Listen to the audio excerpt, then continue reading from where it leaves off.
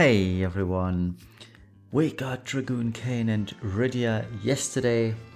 I think you're hearing the background music. We've got the Final Fantasy IV battle theme. It's such an amazing piece of music. It's art, honestly, and I'm still kind of sad that I wasn't able to snipe Dragoon Kain from my ticket pulls, but so be it. It's a sacrifice I'm willing to make, and maybe I'll get him off banner one day, eventually.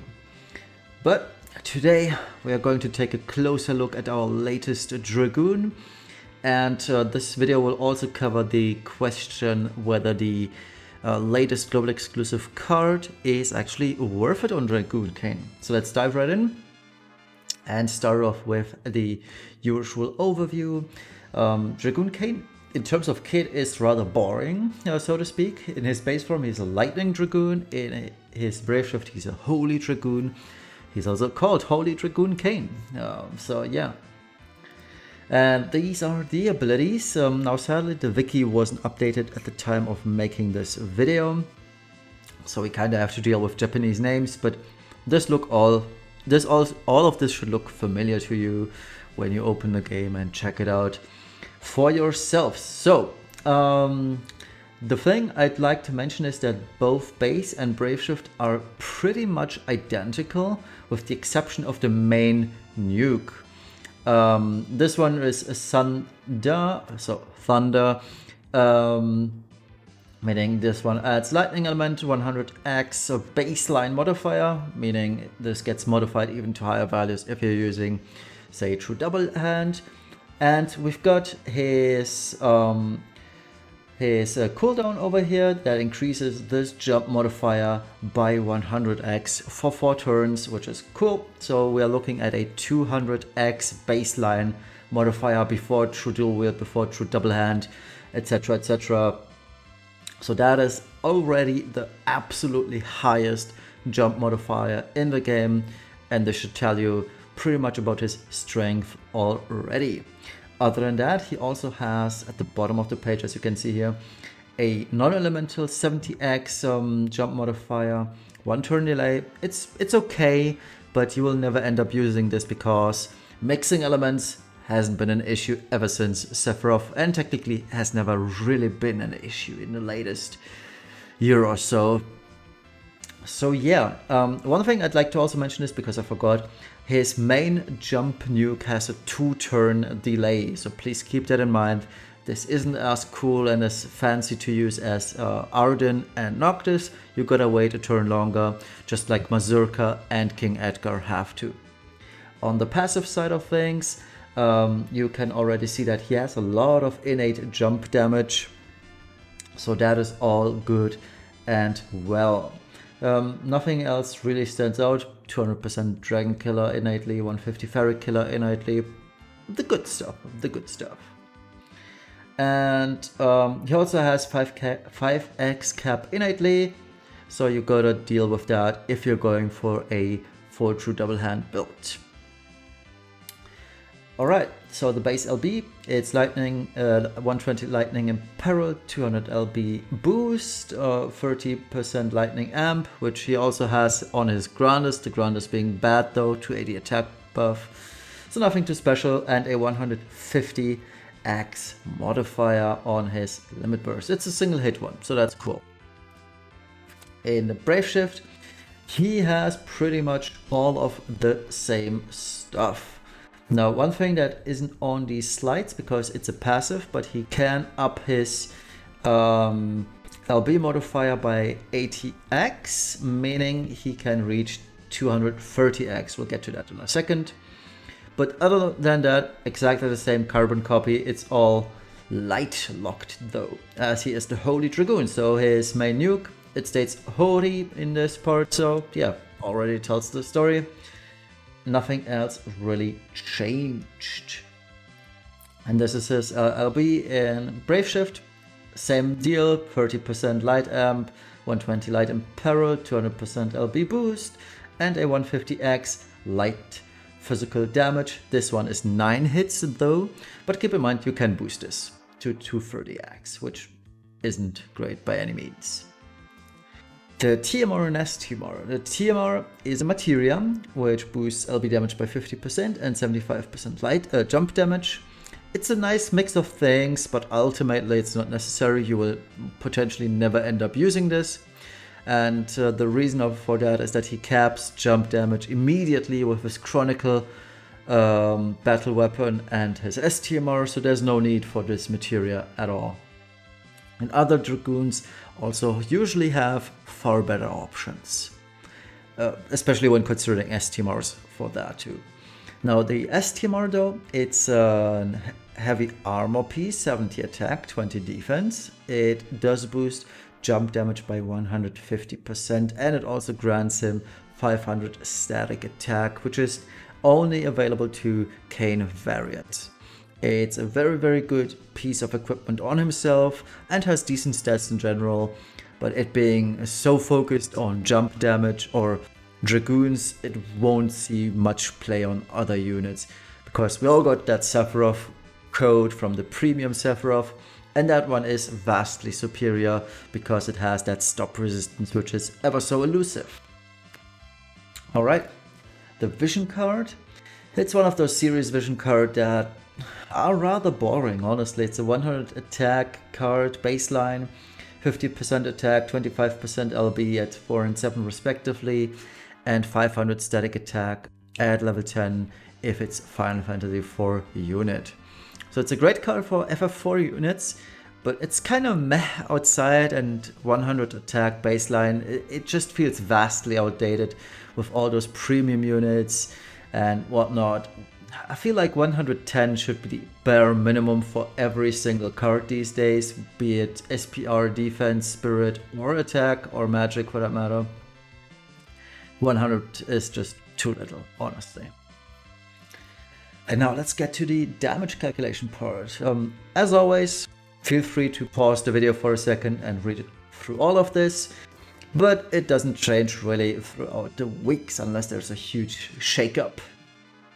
Alright, so these are two builds that I prepared for Kain. Sinsar also greatly helped me coming up with a few additions here. So the top build is not using the global exclusive vision card. This one is using his own vision card, the versus Barbarisha card, or I think Battle with Barbarisha is the English name for that. It's also using his Chronicle weapon, as you can see, and his STMR. So the top build, well, this states 9,831. Personal experience says it reaches 9,971 or 72-ish. I don't know where this difference is coming from, but that's what the game states. So I'll take the value that the game gave me, or gave the person I asked to do this build. And yeah, it's a great build. And at the bottom you can see the global exclusive card build. It's rather similar, but as you can also see, this one has a lot more wiggle room. We do have 3 entirely free slots for anything we'd like. For the Demon Killer build, we only used False Mysterion Mask of Ashura. However, please keep in mind, both builds are using Bahamut, and the global exclusive card build cannot reach 300 Demon Killer. It's locked to 275, and this may or may not be the downfall of this build. We'll see it in a comparison. But truth be told, and I'll take away the result, the upper build performs very slightly better. However, when you switch it around and go for innate killers, say Dragoons or Dragons, sorry, the global exclusive vision card version does fare slightly better than the non-Glex vision card. So it's always an iffy case, but the difference, here's the result by the way, is super small. We're looking at a difference of, let me just quickly calc this because I haven't yet. So the global exclusive vision card is only 1.53% worse than the non-vision card, non-global exclusive vision card version. Now this difference is super small, And we are all gonna use True Double Hand anyway going forward from March 17th. But until then, if you skip that vision card, entirely fine. You will not miss out on huge damage amounts.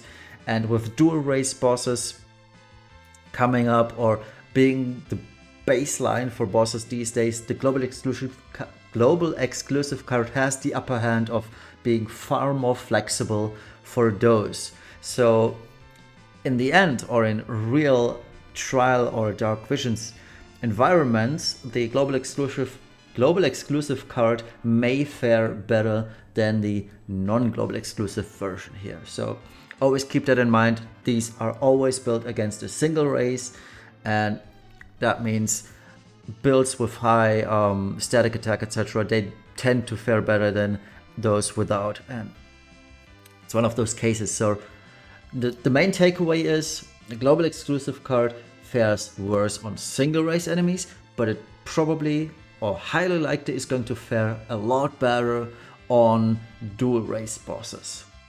And other than that, I mean, it's very apparent that Holy Dragoon Kain holds up very, very well, even without the variants and Dragoon fix in mind.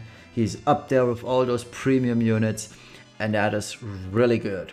And as the last bullet point states, his damage will skyrocket once again as soon as we get that variance fix and Dragoon fix, because that's going to be crazy, especially for him.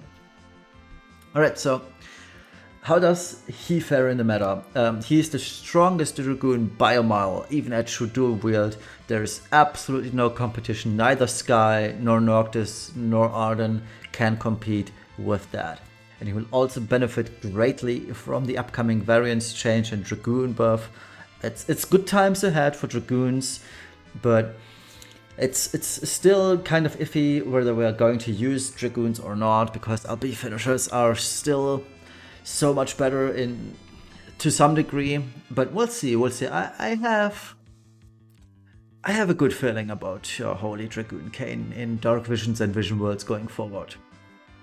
He's sadly locked to Lightning and Light, or Lightning / and or Light, but mixing elements has never stopped Sephiroth, for example, so this should be fine, totally, especially because his self-amps are only 30%, so he does require some outside support from Cetra Descendant Aerith, for example, or Sage of Thunder Sakura for their lightning or light boost.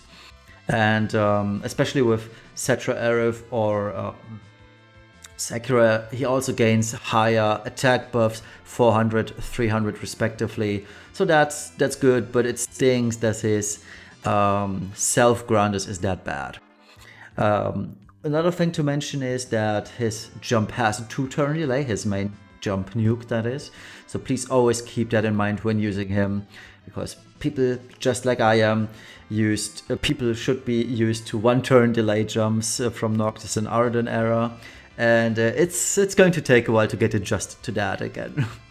And yeah, last thing I do like to mention is I don't think he has the most creative kit. It's basically base and Braveshift are entirely the same. It's just one ability that changed. Not the most creative thing here. Alum, that wasn't very creative of you guys. So yeah, should you pull? I mean, one thing that I'd like to point out yet again is that the increased pity cost really sucks. It is the reason why I only used tickets. And I feel like it's kind of a ripoff that he's being sold at almost premium value without being a premium unit. He also doesn't have the features of premium units, such as the strong Grandis, the high self-amp, or the strong vision card. It's just, yeah, it just doesn't feel good to pull for him. And which is also the main reason why I didn't go for him. But that said, he's actually super strong and will be a staple in future Dark Visions whenever you can use main focus on Lightning or Light, but again, mixing elements should be fine. And if you want to score highly in Dark Visions or Vision World, although Vision World should be a rank 1 Fiesta as is the current one, but if you're aiming for top 100 or even higher, you should have Dragoon Kain at minimum EX plus 2. And as always, please don't do this to yourself, never Lapis pull if you cannot afford to pity. And that is the end of today's review. Thank you all for watching. We'll see each other on tomorrow's Saturday for a few more budget guides and a Rydia review. All the best, have a wonderful rest of the Friday evening, morning, afternoon, wherever you're from, and see ya then. Bye bye.